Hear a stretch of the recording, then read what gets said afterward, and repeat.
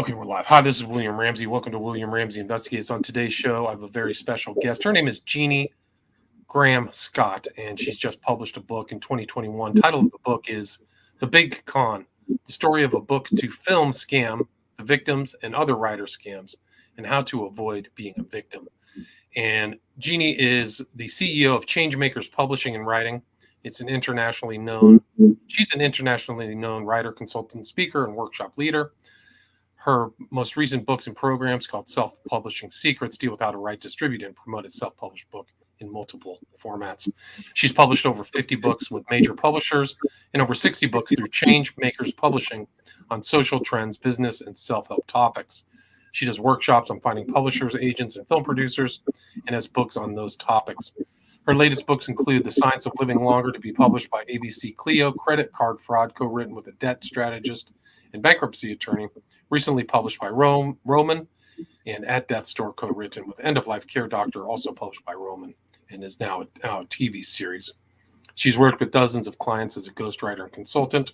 As a filmmaker, she has written and produced 6 feature films, TV series, documentaries, 1 in distribution, 5 to be released soon. She has recently set up a company called Ghostwriting Gurus at ghostwritinggurus.com to connect writers with other ghostwriters.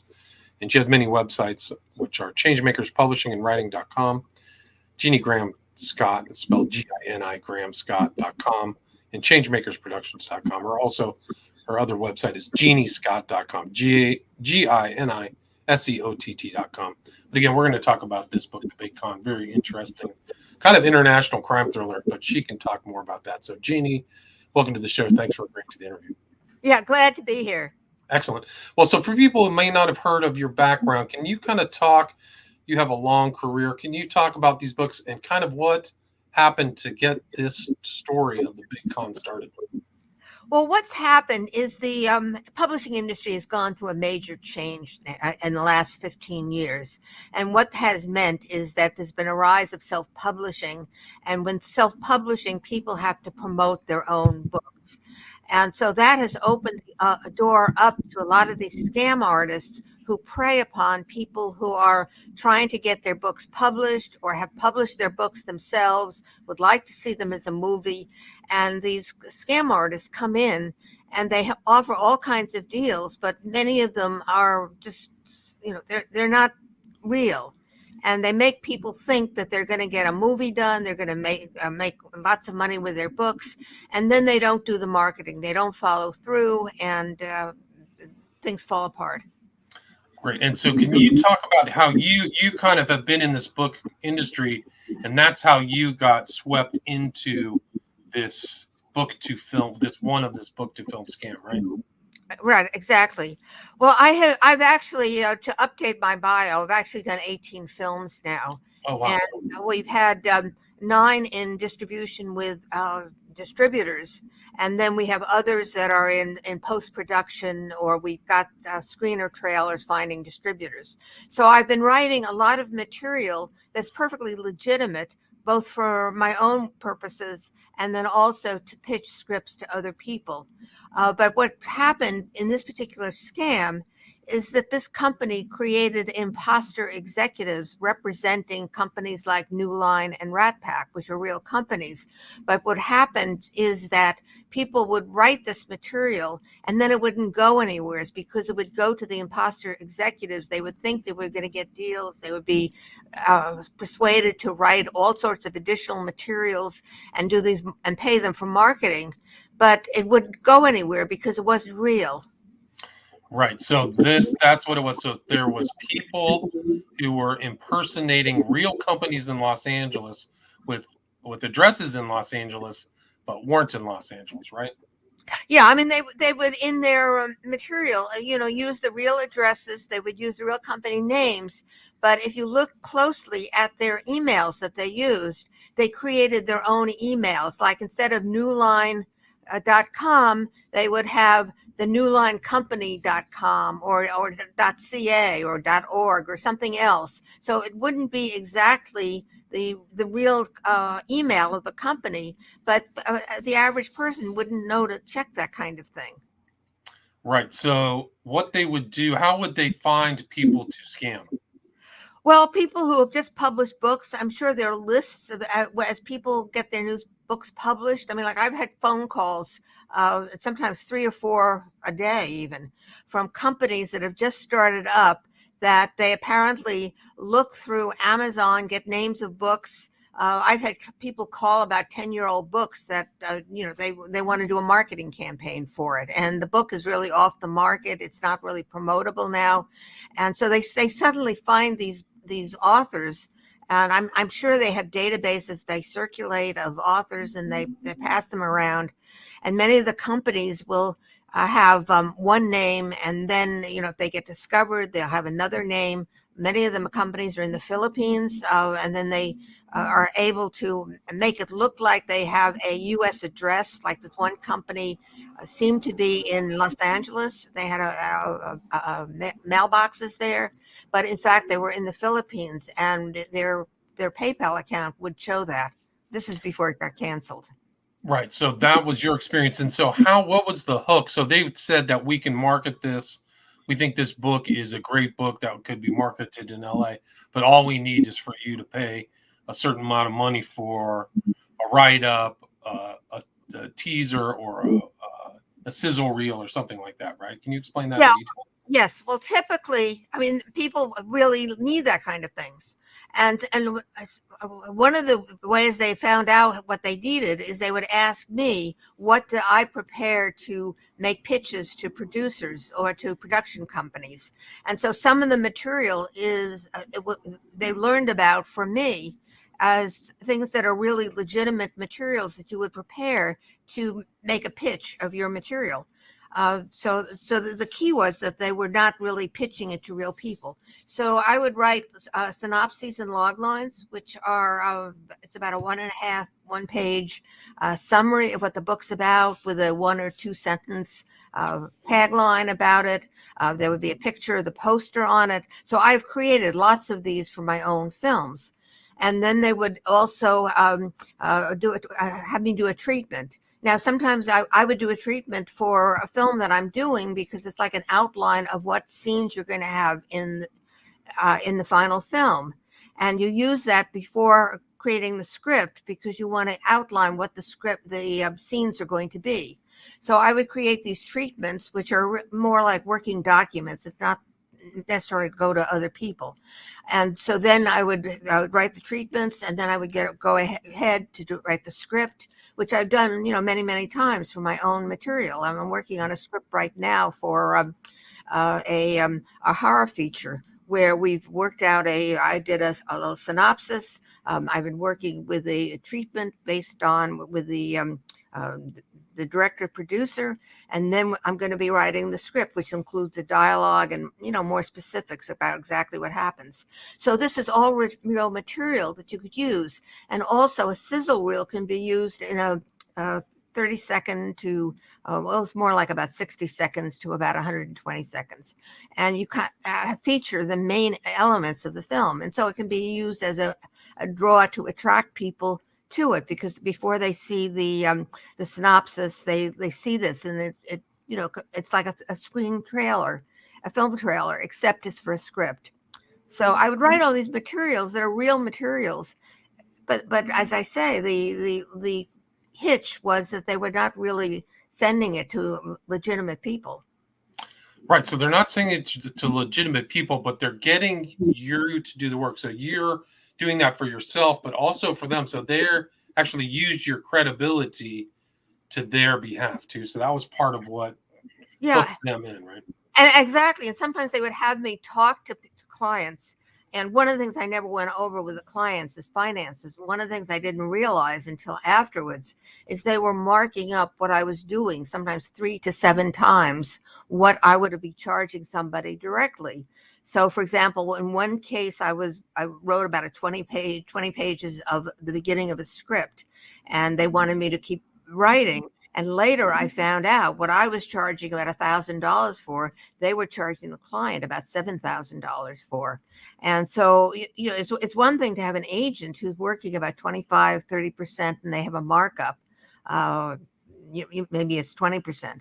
But, that's perfectly legitimate. But to, for that amount of markup, that is, scam territory. Right. So that was kind of the thing, but you didn't see that side of it, right? You thought you were just doing that. And I mean, this was all fairly recent. This is 2021. So your book is very current. Like this is all Oh, things that happened just recently happened. yeah. I mean, what happened is that there was some confusion about paying somebody. Because basically, I would get a pay. They would get paid by the person, and then they would pay me. And in this particular case, some of the services or payment platforms that they used were starting to feel that they were involved in fraudulent activity, so that they canceled their accounts. So this person kept trying to pay them through PayPal, through Remitly, through some of the other services, and they wouldn't take her payment. So they had her call me, and we had this big discussion about, well, she was going to pay me, and then I was supposed to send money to them, and they wanted me to send back about 70%, 75%. And I said, well, I can't do that because it's like money laundering. I can send up to 30% back to you. So we had this big discussion back and forth. And at one point, I had canceled the payment from. I refunded the person. I wouldn't do this, and then they had her pay me again, and it was a lot of confusion about it. So I ended up talking to her directly, and that was when I suddenly realized, I mean, God, this is a scam. They were setting her up to go on this video conference with this executive producer, supposedly from New Line. And they kept saying that the New Line person wanted more material, and this wasn't good enough, and they needed some changes. And so as I talked to her about it, I just suddenly realized what was going on. And it was at that point that she just started working with me directly. And they even tried to get back the money they had advanced to me before all this happened. And they tried a claim against me for not doing certain work that I had done in the past. I ended up winning these cases, and I supplied PayPal with detailed information about the whole scam. I ended up not only speaking to her about it, but then I went back and I called the other people I had worked for and discovered that they had been scammed also.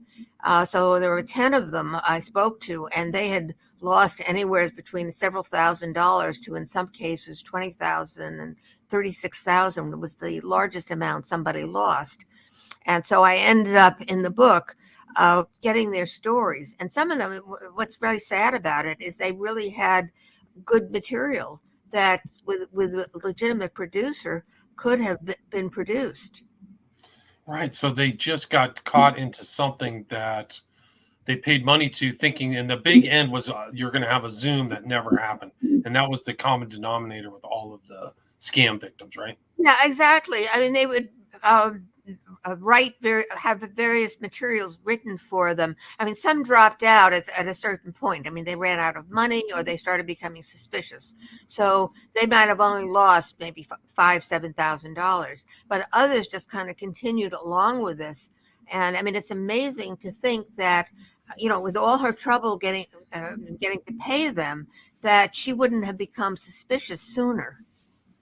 Right. And that was one of the other things that was kind of suspicious too, is that some of the companies changed names. So they weren't long-term companies. So it's almost like the corporate out would change. And same with the sales managers, right? Oh yeah, we're moving off to start this company. So that was also very suspicious. Yeah, I mean, Considering they would leave companies and they would change their names. And so I still get some referrals from some companies that I think are legitimate. But I mean, I've been working with them. I see that they actually have published books that they've put on their websites. So, I mean, I think that there are many of them that are legitimate or trying to do something legitimate. But these scam companies, I mean, they use my name as a way of, I mean, I feel like I'm a victim too, because they use my name and my reputation to get these people sucked into their deals that I had no knowledge of. And, once I knew about it, I didn't want to be associated with these companies anymore.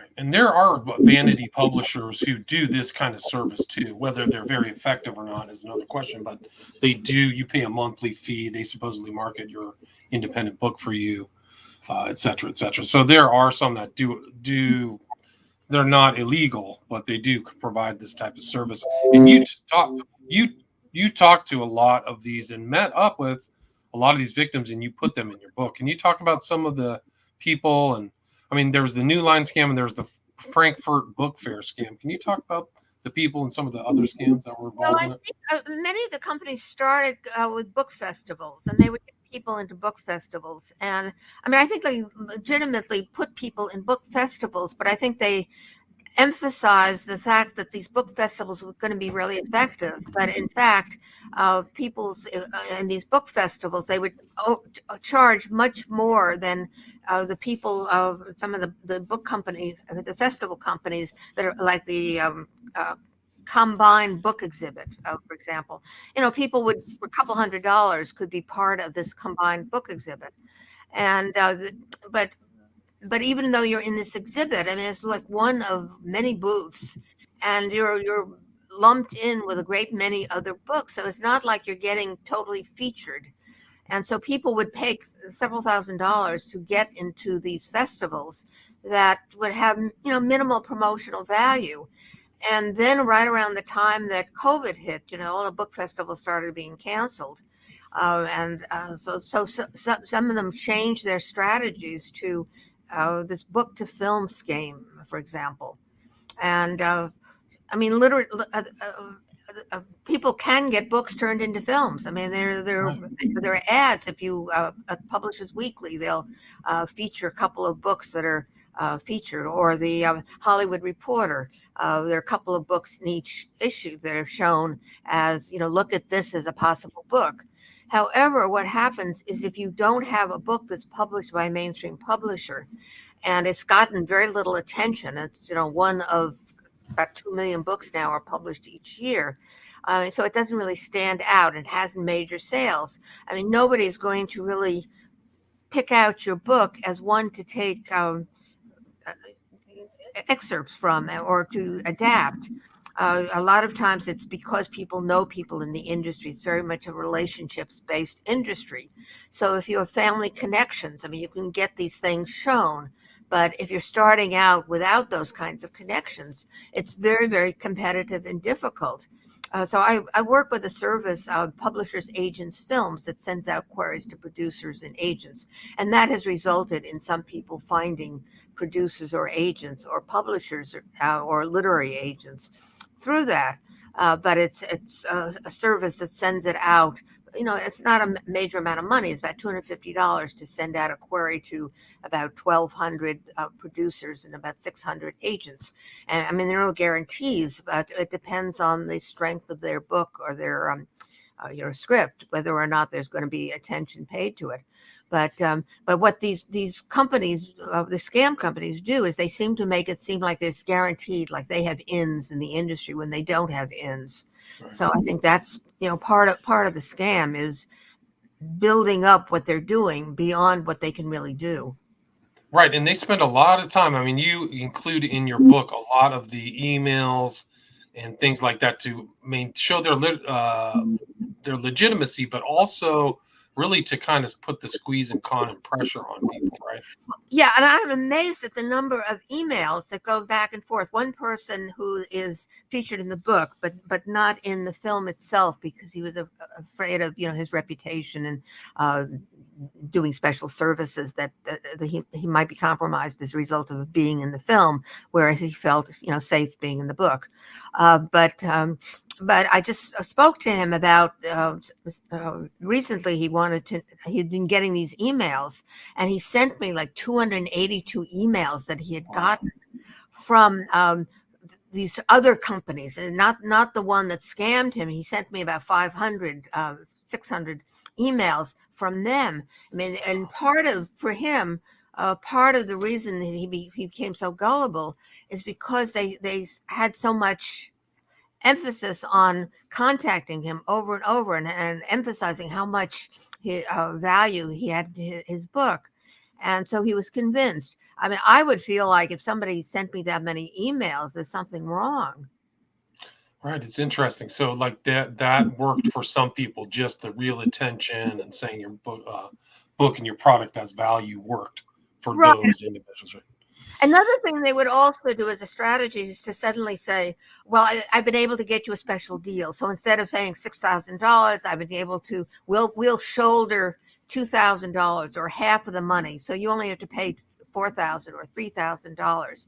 And so they'll use that as a guideline for getting people to buy into the scam, thinking that the company is putting money behind them, when in fact, they're just reducing their increase of the amount that they're getting from maybe 7 times to 5 times the amount that they're going to be paying as their profit, because after the person pays them, then they'll pay me the much smaller amount to actually do some of the work.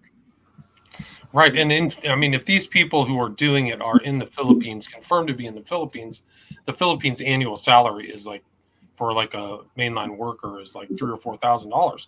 So, if they get 2 or 3 scams a year, that might be enough. I mean, I don't know how it's divided, but it seems like even in your experience, there was a battle between so-called sales managers who are working this, right?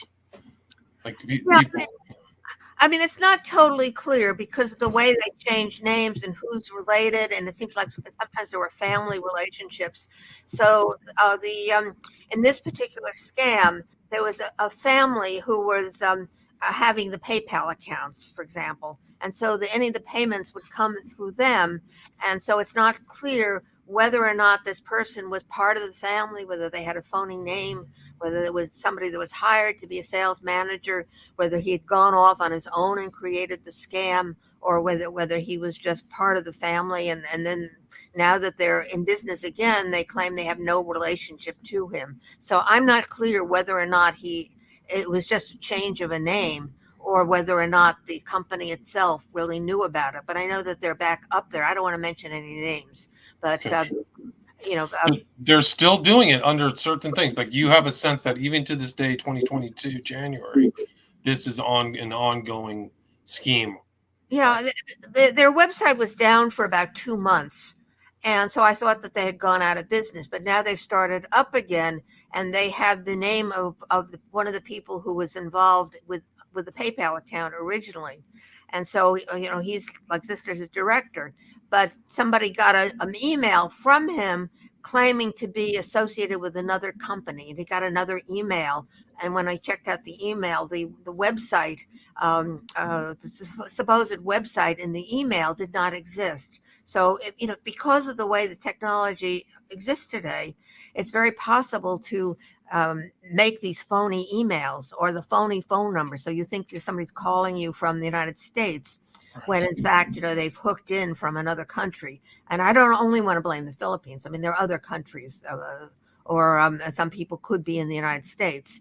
So, I mean, I've gotten people who are supposedly literary agents, and they're out of Vermont or out of Louisiana, which are unusual places to be a literary agent. But who knows? I mean, they could just be getting phone numbers from randomly. I get phone calls all the time that look like they're 925 numbers, which is my extension, but they're not. Or they, when I answer the name of my company, they're hangups. Or I talk to somebody and they have a 925 number, but they're in some other location. And then they give me a story about how they found my book, and we would like to promote your book, and we think it has great potential. And so what I've been doing now is I've been collecting information as my assistant, and referring it on to me. And then I'll say, well, I'll call you back if she's interested, because I want to screen these calls. Right. And I mean, when you discovered that it was a scam, you took certain steps to notify authorities and these business and PayPal, right? I have notified authorities. I've asked the people involved in the scams to notify authorities in their area, because some of the people are around the United States. One person is in Australia. However, because the amounts are, from the perspective of law enforcement, so small, when they're dealing with $1 million scams, or much larger scams that involve many people, or they're in other countries. So for law enforcement locally, it's mostly just like taking a report. It's like when you have a break-in on your car, And so you want to report that to the police, and it's just they take it, they refer it to your insurance company, or you refer it to the insurance company. So it's a little bit like that, is that it's very difficult to get anybody to pursue these cases because of the lack of evidence, or the small amount, relatively speaking, or the fact that the people are in other uh, cities, other states. So it's just very hard to do anything. So I've been telling people to report them, because if there's enough attention to a particular case, if they find enough victims, I mean, then they'll start to do something. Or if we get enough publicity, then that company will become known.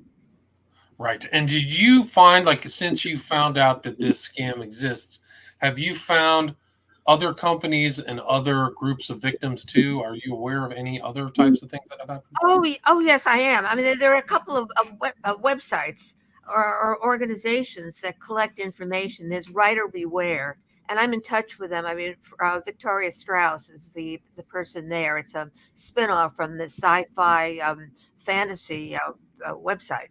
And so, Writer Beware, if you look it up at Google, you'll get there. But she lists a lot of these organizations that are scams, uh, or companies that provide services, but they're not particularly effective, but they might still be legitimate. There's ALLI, ALLI, or the Authors Independent Alliance, that I have also joined. And they're another organization that creates lists.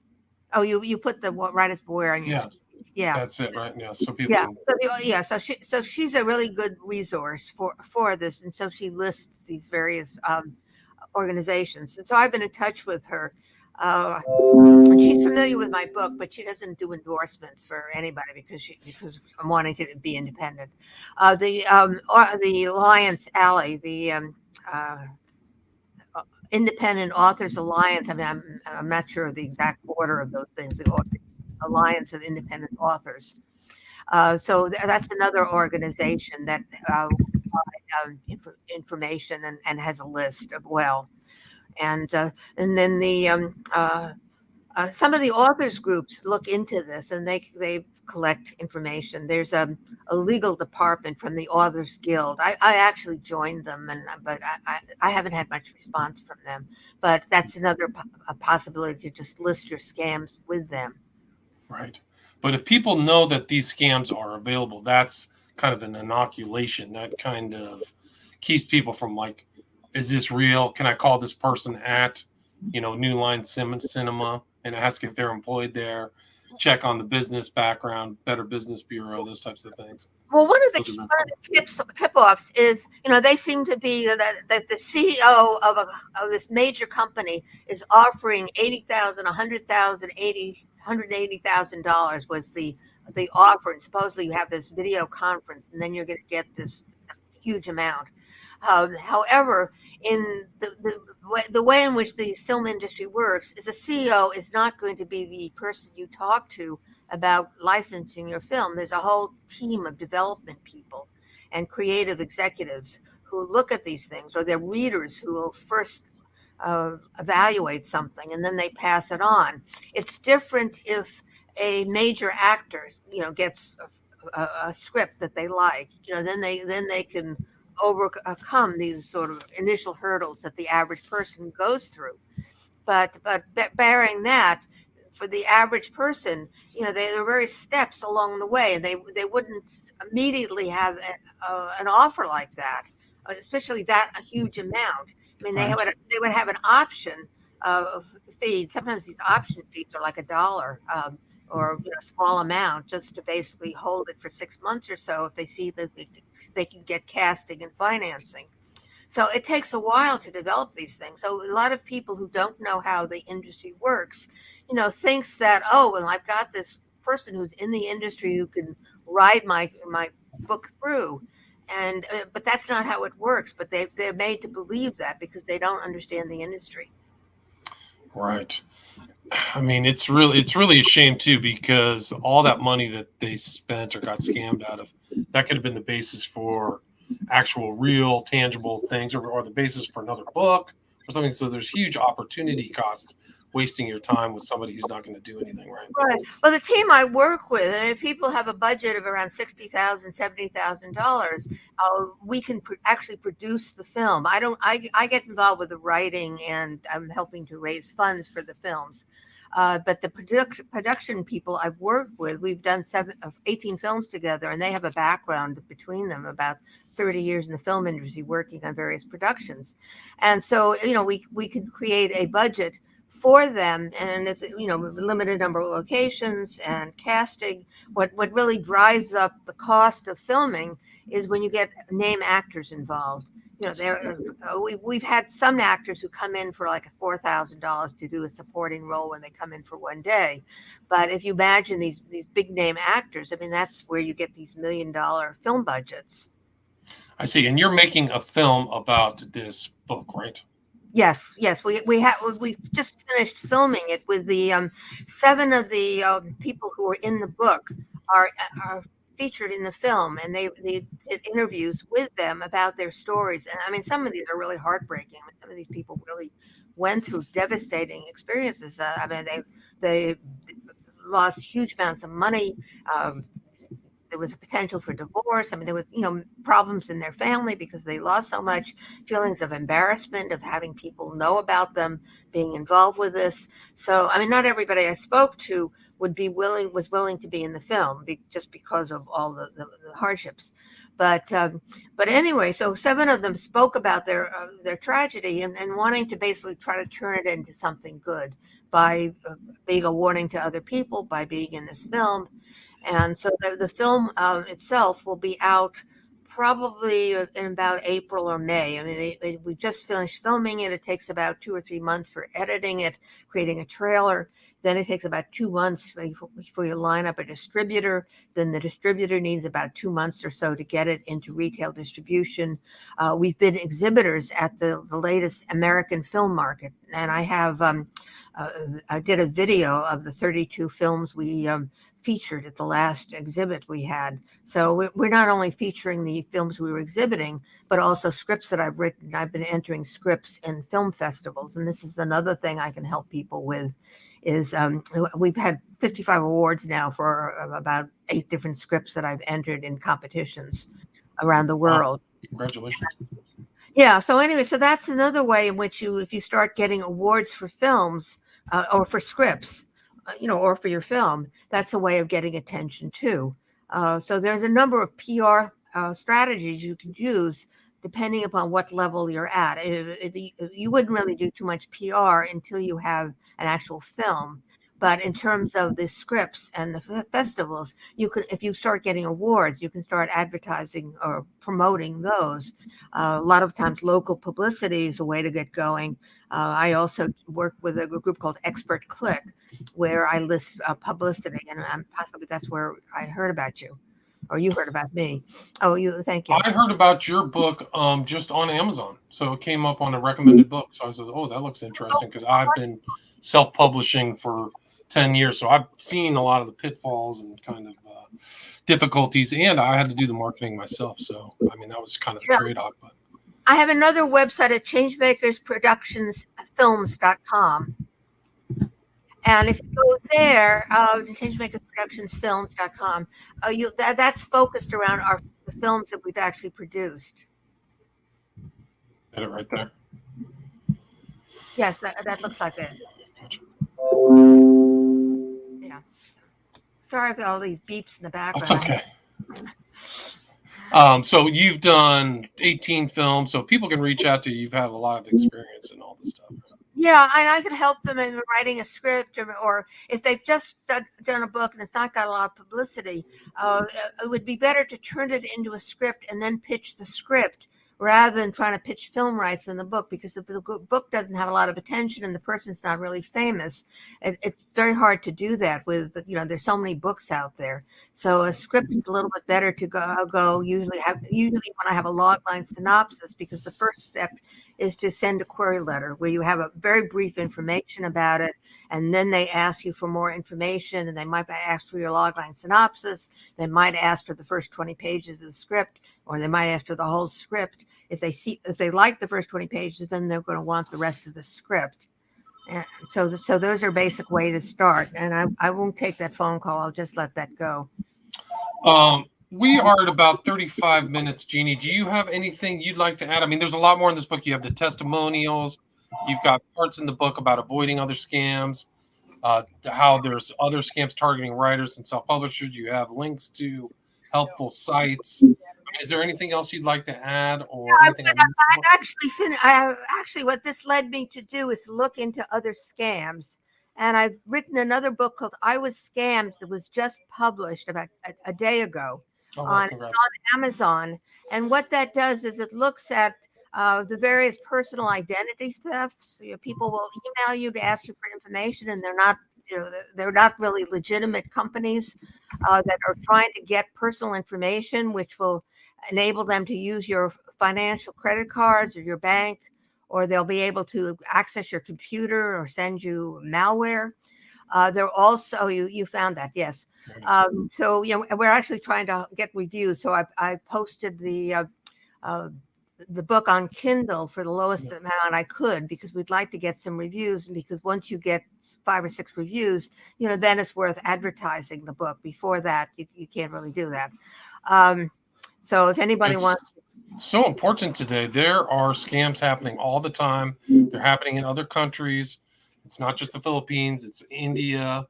People taking advantage of credulous people online, looting bank accounts. It's happening all the time. They're just. And it's also talking about real estate scams. So people pretend to own a house that they're selling, or they pretend to own a house that they're renting. And so that they get rental information, or they get people to pay deposit money, and then the people discover that they can't, that's not the real owner, and other people live there, and they've just lost their money. Or they'll tell them to use Wise or one of the MoneyGrams, and when they send them that way, it's just sending cash. If you use your credit card, you have some protection. But there are scams of just a cell phone, like, hi, this is your bank. There's a problem with your account. Can you log in here? And they try to get all your information. It looks legit, looks like B of A or something like that. And it comes from, sorry. One of the things that I've done in this is I've given examples of where these people have emailed me all these basic scam ideas of your account is limited. You have an Amazon problem. We're stopping your account. And then you're supposed to click a link, and then that link it either puts malware on your computer, or it brings you to a place where you enter personal information. It talks about these social media scams. I mean, sometimes people advertise these scams on social media. There are also merchant and customer scams, where the merchants, there may be phony merchants who they have special deals, and it's much lower than anybody else, and it's not real. Or the customers can scam merchants, where they get information or products from you, and then they claim that there was something wrong with the product. And so the merchant becomes, they lose the money from the product. Their credit card reputation gets ruined, and then they're out the product. And then meanwhile, because the credit cards tend to take the customer's claim seriously. I mean, unless there are a whole bunch of claims, and then they start becoming suspicious. But a lot of times customers do this. And I had a customer who did this to one of the book ghostwriting services that I work with. And so about halfway through the project, he just simply disappeared, and he also put a claim on his bank. So as a result of that, he was supposed to go through the company itself if he had any problems. But so he got the material from me, put a claim on his bank, and so he ended up winning that. And so I had a problem with Stripe for a while. They closed my account as being too high risk. Finally they brought it back because I explained to that.